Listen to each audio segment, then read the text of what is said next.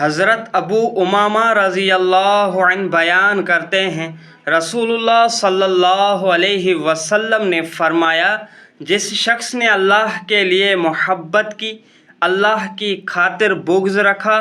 اللہ کی رضا کی خاطر عطا کیا اور اللہ کے لیے روک لیا تو اس نے ایمان مکمل کر لیا۔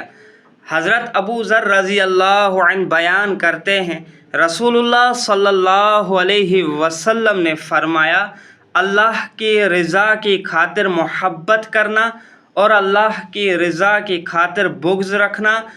اعمال میں سب سے افضل عمل ہے۔ حضرت ابو ہریرہ رضی اللہ عنہ بیان کرتے ہیں،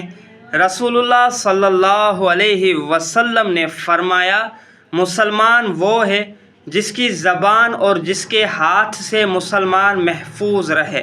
اور مومن وہ ہے جس سے لوگ اپنی جانوں اور مالوں کے بارے میں بے خوف اور پرامن ہوں۔